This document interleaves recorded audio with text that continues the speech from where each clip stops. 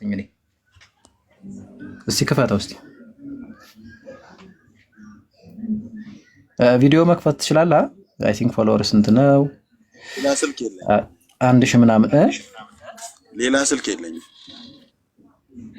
አይ እሺ፣ ስንት ነበረ ጥቅሱ? የሉቃስ ወንጌል ስንት ላይ ነው? ሉቃስ ላይ ነው። እሺ ላንብብልህ፣ በቃ አንድ ቀላል ስለሆነ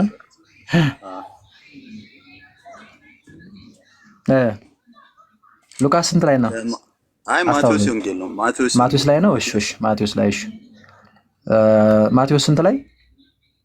ከሁለት ጀምሮ ከሁለት አንድ ጀምሮ ምዕራፍ 2 ላይ ከሁለት አንድ። አዎ ከሁለት አንድ። አዎ ኢየሱስም በይሁዳ ቤተልሔም በንጉሱ በሄሮድስ ዘመን በተወለደ ጊዜ እነሆ ሰብአ ሰገል የተወለደው የአይሁድ ንጉስ ወዴት ነው? ኮከቡን በምስራቅ አይተን ልንሰግድለት መጥተናልና እያሉ ከምስራቅ ወደ ኢየሩሳሌም መጡ።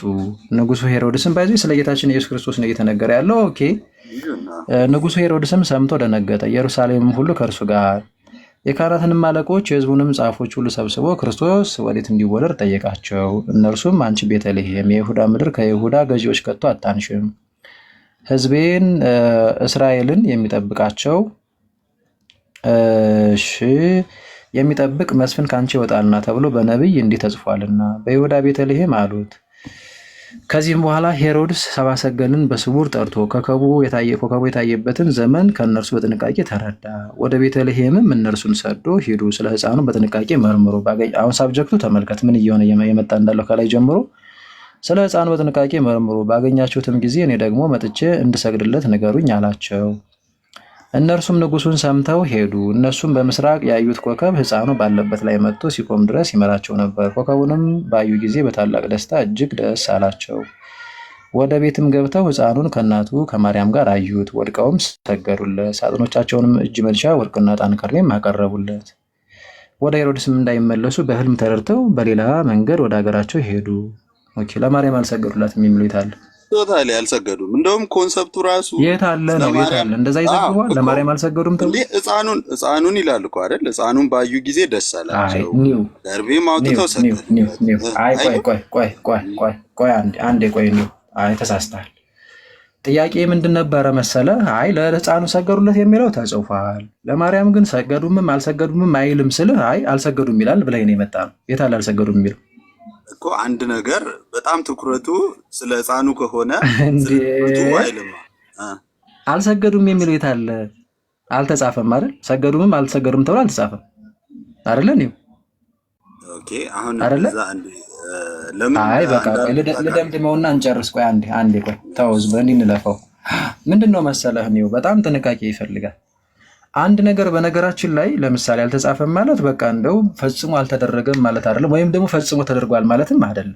ስለዚህ ያልተጻፈውን ዝም ባለበት ዝም እንልና እኔ ቀደም ያልኩህን እሱን ነው እንትን ማለት ዝም ያለበት ክፍል ላይ ዝም እንልና ከዛ ግን አጠቃላይ የመጽሐፍ ቅዱስን ክፍል ቅድም እንዳልኩ ከዘፍጥረት እስከ ዮሐንስ ራዕይ እንድና ስግደት ምናምን ብለን በተጻፈበት አውድ መሰረት እንረዳና ክብር ለሚገባቸው ክብር እንሰጣለን። ያንን ክብር የምንገልጠው በስግደት ሊሆን ይችላል፣ በምስጋና ሊሆን ይችላል። እዚህ ክፍል ላይ ተመልከት፣ ከላይ ጀምሮ ስለተወለደው የአይሁድ ንጉስ ነው እየተወራ ያለው እና ሄሮድስ ነው የፈለገው ዶታራል ያንን። ስለዚህ እንድሰግድለት እንዳውኔም እንደዚህ ይላል።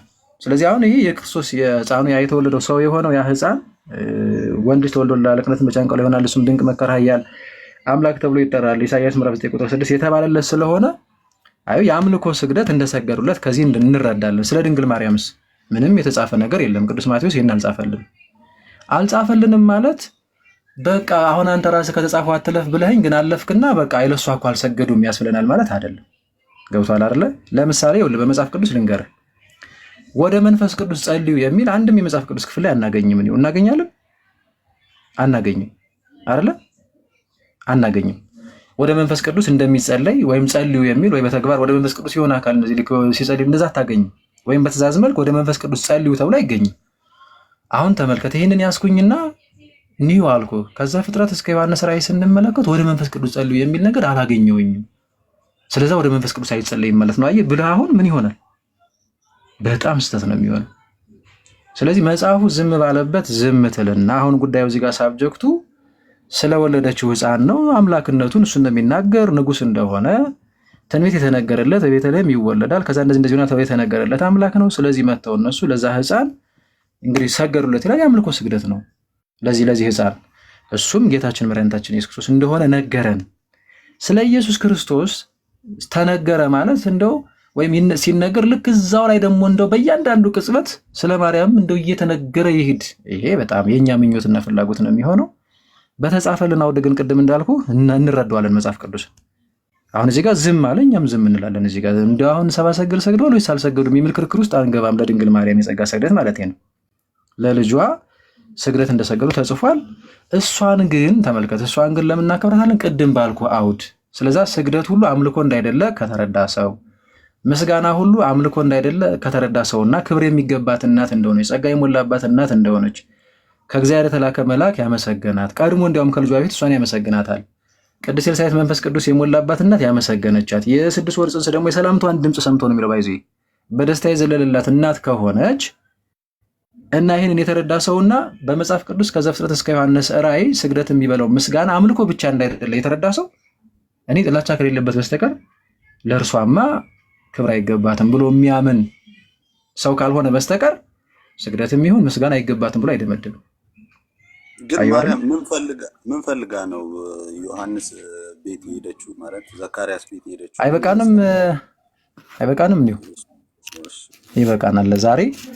ሜቢ ግን ቤዚክ መረዳት አለብህ ብዬ የማምነው ሌሎች ነገሮች እየገቡ ከሆነ ይሄ ስግደት ሁሉም አምልኮ ነው ወይ ምስጋና ሁሉ አምልኮ ነው ወይ የሚለው ፓርት ላይ እንዳልኩ ወይ በውስጥም ልናወራ እንችላለን፣ አለዛ